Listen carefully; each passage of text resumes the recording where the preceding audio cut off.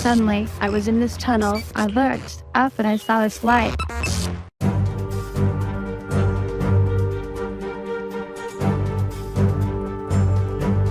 We are here with Dr. Pmh Atwater.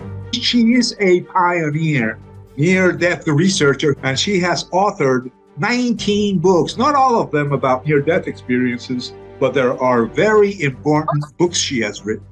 So welcome, Dr. Pmh. Well, it's good to be here with you, AJ.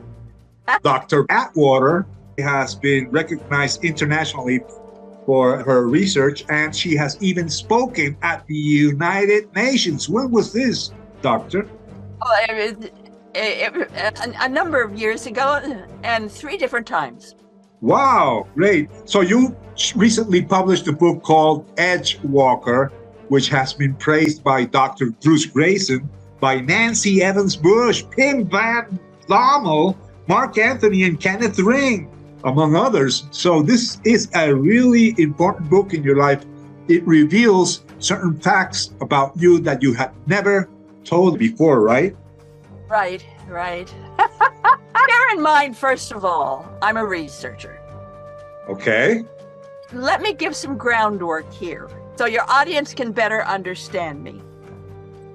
I had 3 near-death experiences in 3 months in 1977. I was raped. I became pregnant. It was because of that pregnancy, problems with that pregnancy, that I died. So I died 3 times and I had to relearn how to crawl, how to stand, how to walk, how to rebuild all my belief systems and all of that. And toward the end of the year, 1977, I had 3 major relapses. So 1977 wasn't really my year. But, in my 3rd near-death experience, I was told by a voice so powerful. I called it the voice like none other. And it said, test revelation. You are to do the research, 1 book for each death. It did not name book number 1. It did name book number 2, which is Future Memory. It is not a real book. It is a labyrinth. And when you start reading the book, you stay on the path, and the book will help to raise your consciousness to the next highest level possible for you. So the book is a brain changer. It's not a real book. The 3rd book was a manual for developing humans. That's also out. Most people don't realize that Hugh is the ancient sound of God. So human was God man, God woman. So a manual for developing humans is for all of us, but especially near-death experiencers, to learn to be who and what you are. It's what we learn in near-death experiences. We are co-creators with the Creator. And so it teaches you how to do it in fun, easy ways. And that's the purpose of the book. So with that information, I struggled to be a human being again and stand on my own 2 feet again. And in 1978, I was living then in Boise, Idaho. I'm an Idahoan. I've sold everything I had. And I left Idaho, and I was directed to go across the United States and live in Virginia, near Arlington, near the Capitol building. And I did. And when I came across the country, and I started my research there in Arlington, Virginia. I'm a cop's kid. I was raised in a police station in those days when kids could go to a police station and wait for my dad's coffee break, and then he would take me home. So police investigative techniques are my protocol. You know, I grew up with that, seeing it, you know, all those kinds of things. So that's what I use as my protocol, is police investigative techniques, because that's what I grew up with. That's what I know. And I began my work then in Arlington, Virginia, in, believe it or not, a police station.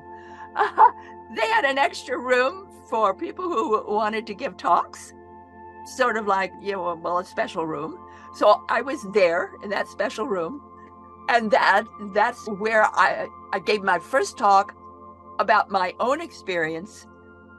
And there was a woman that came up to me with stars in her eyes, and she said, "Oh, I wish something like that would happen to me, so that I could, you know, experience what you did." And I was horrified. I felt like I had done something wrong, because you can get some of that in other ways. And I was so horrified, I never talked about my own experience again for decades.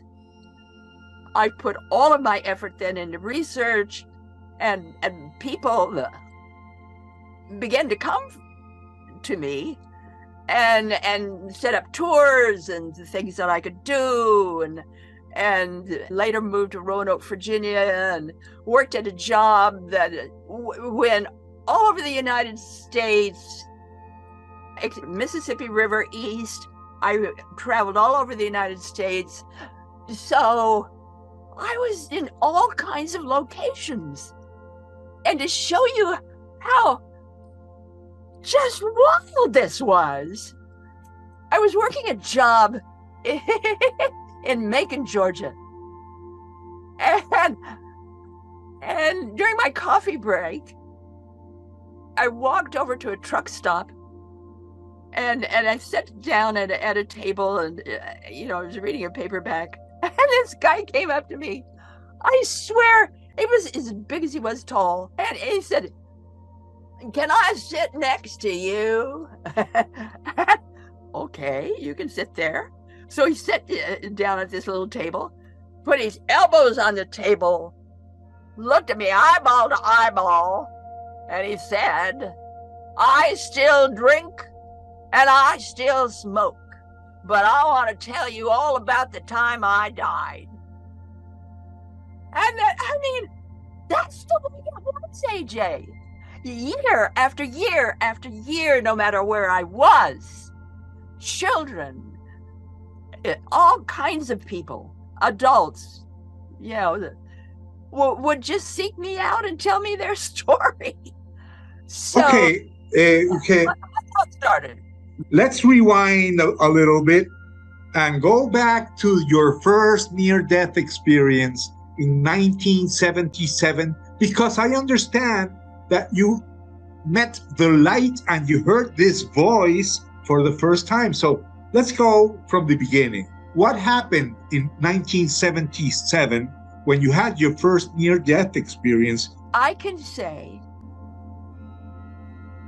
that I had to go to the bathroom, that I miscarried in the bathroom, sitting on the toilet, I miscarried. I left my body, went up to the light bulb. It was not light, esoteric light, it was light in the light bulb. So I went up to the light bulb and kept banging into the light bulb and wondering why I was up there, and looking down and seeing my body, seeing blood everywhere. You don't become somebody you're not. I'm a tiny person, and I looked at all this stuff and I thought, this is a mess. So when I finally was able to get back into my body, the first thing I did was clean up the bathroom. I I did. And I went back to bed. And it was 2 days later, I had the second one.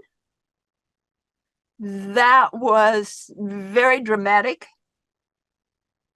I don't know really how to explain it. The pain in my leg was so bad that I had the sense and the feeling that I needed to do something. I could not walk. I was crawling from my bedroom through the living room into the dining room. The only phone I had was a wall phone, and it was in the kitchen. And I never made it. I died and rose from my body and looking down, and I was just sort of hovering for a while to see if there was any breathing, any motion. And when I decided that my body was really, really dead, I started twirling around the light bulb because I was so happy. You know, it was like Mayday. I was just going around the light bulb. I was just so happy. And I saw all of these beautiful, beautiful like bubbles everywhere, beautiful colors. And I came to realize that was my thoughts. That every time I thought a thought, I created these colorful blobs in the air. And I was getting so interested in that suddenly I left the dining room. I left where I was, and I was in another world. And in this other world,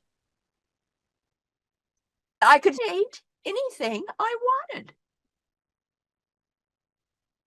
So, and it was sort of like a sore. That is to say, it hurt a little bit because I hadn't done anything like this for a long time. God only knows how long. And I decided, well, I want to create a house. So I created a house. I wanted to create a tree. So I created a tree. And it was so exciting. It was so wonderful that I just created a whole city and cats and dogs and trash cans and buildings. And it was just wonderful. And then Jesus came to visit me. Jesus. And I'd always wanted to meet Jesus and to be with Jesus. And I could. I ran up to him and we hugged each other. And it was so great. It was so wonderful to be with Jesus. And then my loved ones who had died and gone on before me came. And I could see them again and be with them again. It was just fabulous. And then Jesus left. And all of my loved ones left. And it was just me. And everything I'd ever done then began to play out. The past life review all came. And I could see everything I'd ever done in life. Every thought I had ever thought. Every deed I had ever done. Everyone I had ever met. And I could see the effect I'd had on them and anybody I'd ever walked by.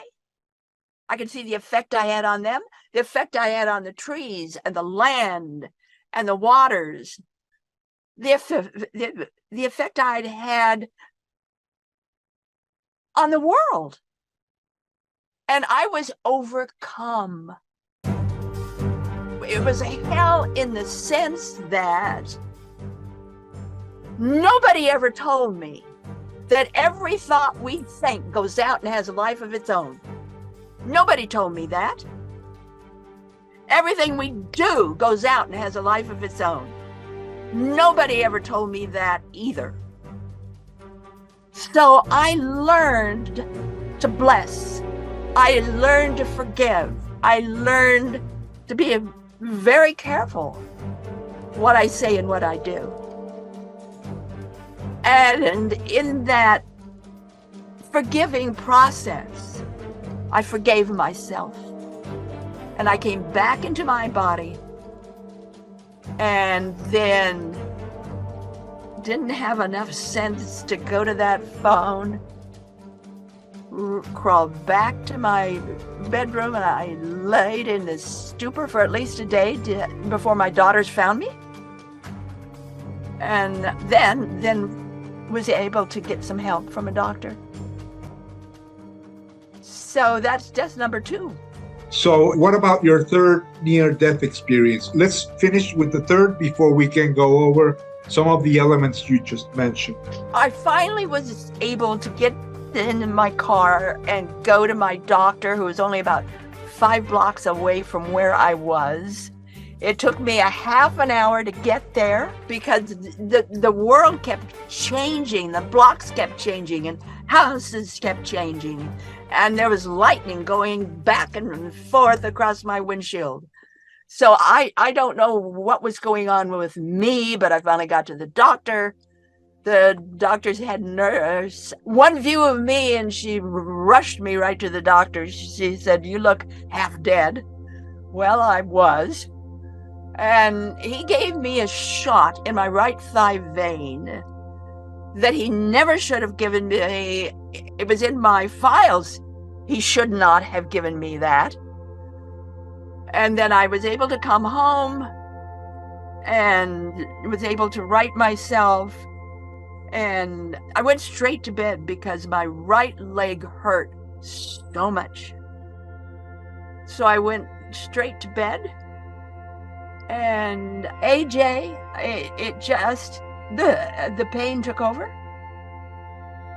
I had like a volcano growing out of the side of my right thigh vein. And I kept pushing on that and wanting it to go away. I didn't know what it was. Well, it was a blood clot. It was a big, major blood clot. And died again, my third death. I won't go into all of it. But let me say that during the process of that death,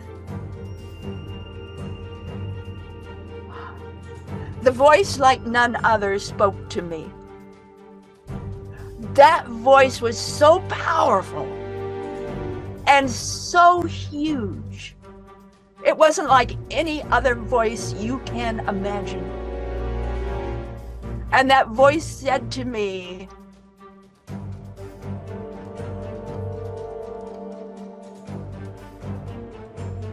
"Test revelation. You are to do the research.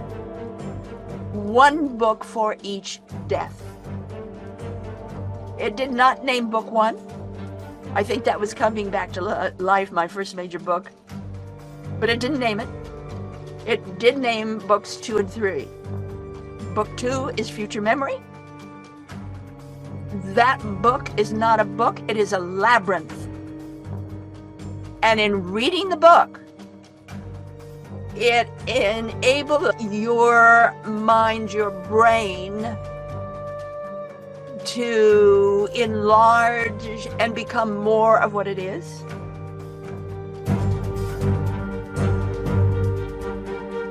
The third one was a manual for developing humans. Most of us have forgotten that 1,000 years ago or so, the word for God was Hu. H-U, Hu. So human was God-man, a God-woman. Hu was the sound and word of God. So the book, A Manual for Developing Humans, is your manual to become a co-creator with the Creator. It helps you to be who you really are. It's easy, it's fun. Again, it helps you to be the co-creator you really are. And after all of this, that fall, I had 3 major relapses, one of which was total adrenal failure. And after taking care of all, friends of mine took me up to Seattle, Washington. It must have been early November to see the Mind Miraculous Symposium. And a physicist was the first speaker, and his topic was the eternal now. I couldn't tell you anything about his talk, except at the end of his talk, he flashed up on this giant screen exactly what I saw in my 3rd near-death experience. And it was his idea that that dynamic was the eternal now. And that's what I experienced. And it was that moment that I realized I wasn't crazy. And I cried and cried because I wasn't crazy. I wasn't crazy. He saw it too. I wasn't crazy. And the next year, 1978, sold everything I had. I was working at a bank. I turned down a banking promotion. My children chose to go elsewhere. And so I sold everything I had and began my trek across the United States and wound up in Arlington, Virginia, and that's where I began my research. For over 44 years, I am an original researcher. I use police investigative techniques as my protocol because I'm a cop's kid. I was raised in a police station. I am mentioned in Lancet Medical Journal. I have a number of papers that were published. And so, I'm a for real researcher. Do you think that you being a humanist, as opposed to most researchers who are scientists, gives you a special way of seeing things, right? It's sort of. Because before all of this ever happened, I was deeply into the metaphysical, deeply. I started Idaho's first nonprofit metaphysical corporation called Inner Forum. We trained over 3,000 people. I mean, I was deeply into this before I was ever raped. So you'll read about this in my book, Edgewalker, The Many Lives and Deaths of Pmh Atwater, which is now out. You read about the path that I took. So I can't say that being a humanist made me a better researcher. What I can say is that voice, the voice that spoke to me, that drives me, is what guides my research. In your 3 near-death experiences, you also met this light that is like love, and that some people call it the light of God. What I can say as far as light, I went into the void, which is total blackness. I came to understand what the void is and how it functions. I came to understand where that light comes from and where the darkness comes from. And in my 3rd near-death experience, I was taken to and shown what real light is. Not just light, but that power and what it is. And it was my son's voice. My son had come home that night and saw my body. And instead of calling on the phone for help, He did exactly what he was trained to do. We trained all of our children to always first go within. Always. So he did that. The voice in him said, sit opposite your mom and just talk to her. Doesn't matter what you say, just talk. I heard his voice at the moment I was going full bore into the core of all that is. And when I heard his voice, then and then only did I have that drive, that need, that desire to come back. Because at that moment, I recognized my son knew more than I did. Certainly about love. So I came back with his help. So when we're talking about light, what I learned then when we went up to Seattle, Washington, was the eternal now. That incredible physicist that was talking about the eternal now. What light is. Don't just stop at light. There's more beyond light. And beyond that, and beyond that. And I know it's what I wanted to better understand. And through my work since, I've been able to see that in people. I've been able to see that in the world. I've done a lot of traveling. I've been able to see what that power is in a tree or in a sunset or in soil or in a baby's eyes. I've been able to see and feel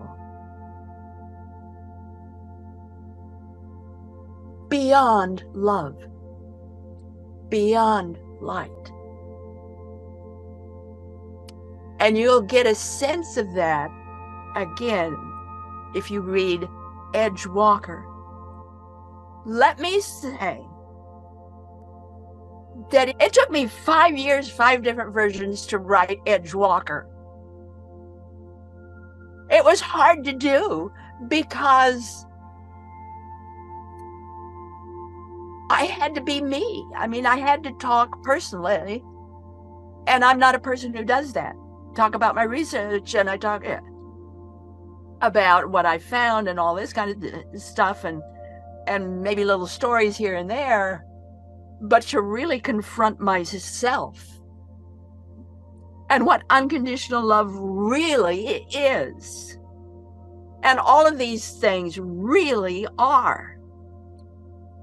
And I tackle that in the book. Wow, that was really impressive. I recommend everyone to read Pmh Atwater's new book, Edge Walker, The Many Lives and Deaths of Pmh Atwater, sold in Amazon, I think in other bookshops, right? Yes, yes. If someone wants to contact you or visit your website, where should they go? www.pmhatwater.com. And I produce a free monthly newsletter. It's called For the Curious. So you get on my website, you go over to newsletter, and there is an archive there. So you can, look through the past issues, decide whether or not you really want it, and sign up for the newsletter. Well, thanks a lot, Dr. Atwater. I'm really glad and honored to have had you in my show. Thanks a lot.